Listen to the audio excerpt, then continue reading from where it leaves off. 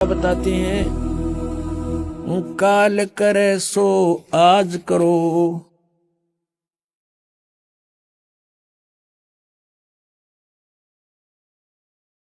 आज करे सो अब पल में परले हो जागी, फिर करोगे कब। आज काला हाली जियो, कल किसको होई, यो तन माटी में मिले जाने सब कोई। इस बात को सब जानते हैं, मृत्यु भी होगी और ये मिट्टी में मिट्टी भी मिलेगी। फिर भी हम सतर्क नहीं होते। उसके लिए बताते हैं संतजन कि आपके बस की बात नहीं है। इन तीनों गुणों के प्रभाव से आप इतने जबरदस्त प्रभावित हैं।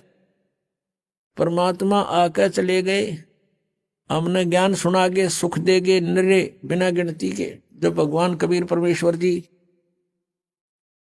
120 वर्ष उस दूसरे प्रकार की शरीर की स्थिति से एक नवजात शिशु का रूप धारण किया, धीरे धीरे बड़े हुए, बचपन से ही सत्संग यानी वचन परमात्मा के ज्ञान प्रचार शुरू किया। उस समय जो भी मालिक की शरण में आया उनको सुख दिया, क्योंकि हम उस कबीर परमात्मा के बच्चे हैं। और अपना बच्चा अपने माता पिता से दुखी नहीं देखा जा सकता। जो भी उसके पास आता है, कोई भी उसकी पीड़ा है, उसको तुरंत राहत दिलाते हैं। तो ऐसे ही परमात्मा समर्थ है, वो स्वयं ही अपने सब सुख दे सकते हैं अपने बच्चों को। तो वो भी आकर चले गए और कहते थे, हम ये अलखला हैं कुतुब गोश और पीर, गरीबदास खालिक धनी हमरा नाम कबीर। और आदरणीय रामानंद जी को मिले, महर्षि रामानंद पंडित जी को मिले थे, बड़े विद्वान पुरुष माने जाते थे। उनका भ्रम निवारण किया और उनसे कहा था, ए स्वामी सृष्टा में और सृष्टा मेरे तीर, दास गरीब अधर बसूं, मेरा नाम कबीर, ऊपर रहता हूं मैं अधर सतलोक में, और सारी सृष्टि का रचने वाला सृष्टा मैं ही हूं और मेरा नाम कबीर। और फिर आंखों देखकर आदरणीय रामानंद साहब जी को भी परमात्मा सचखंड लेकर गए थे, वापस छोड़ा उनको।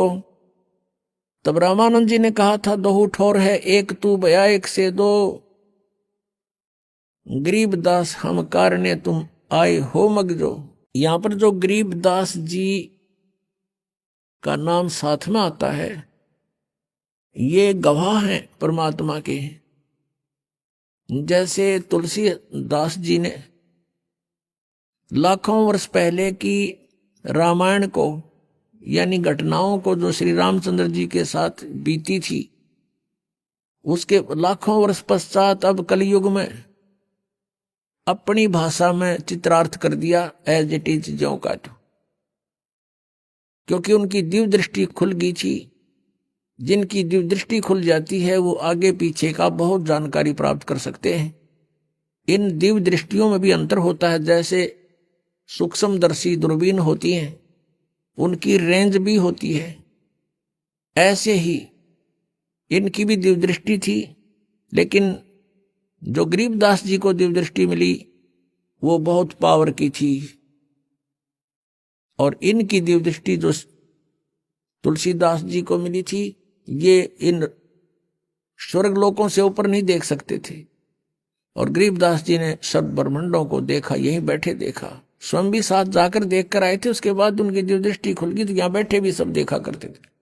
तो उन्होंने भी 600 वर्ष पहले जो परमात्मा आए थे, जो लीला करके गए थे बनारस काशी में जुलाहे के रूप में, वो सब आंखों देखा उस समय का। क्योंकि ये क्रियाएं समाप्त नहीं होती, ये चलचित्र की तरह प्रत्येक प्राणी के अंतःकरण में फीड हो जाती हैं। जैसे इंटरनेट में जो डाली हुई मैटर है वो सब अपने कंप्यूटर में डाल सकते हैं, विद्यमान रहता है। तो जिसने उसको डाउनलोड कर और देखना शुरू कर दिया तो सब कुछ देख सकता है।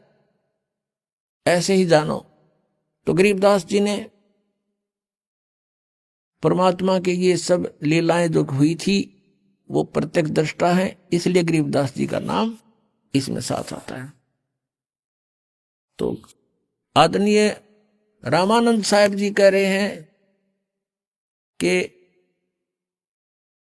तुम साहेब तुम संत हो, तुम सतगुर तुम हंस, गरीबदास तेरे रूप बिना और न दूजा अंश। तुम ही परमात्मा हो, तुम साहेब तुम संत हो, तुम ही यहां संत रूप में एक तत्वदर्शी संत की भूमिका भी आप ही कर रहे हो, और तुम सतगुरु तुम हंस, आप ही सतगुरु हो, सच्चा ज्ञान देने वाले और अधिकारी नाम देने के, और तुम ही हंस हो।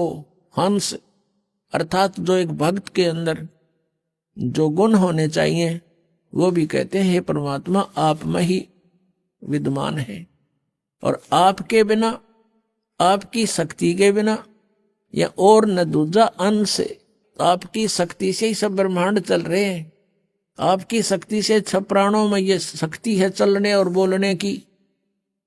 हे परमात्मा तेरे बिना तो कुछ भी नहीं है। तो इस प्रकार यहां गरीबदास जी के बता रहे हैं, और वह चित्रण जो किया था एज इट इज चलचित्र देखकर गरीबदास जी ने सारा कुछ लिखा था। तो वो बता रहे हैं कि वो परमात्मा दोहू ठौर है एक तू, ऊपर सतलोक में अपने यथार्थ रूप में करोड़ सूर्य मिला दे करोड़ चंद्रमा, ऐसा रूप है भगवान का, ऐसा एक रोमकूप की शोभा है। तो साकार है, रोमकूप है, साकार है, और हंस जाकर उस पर चंवर करते।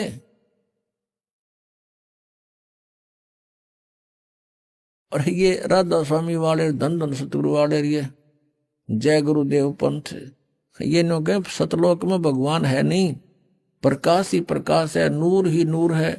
आत्मा नूर में जाके परमात्मा में ऐसे मिल जाती है जैसे बूंद समुद्र में।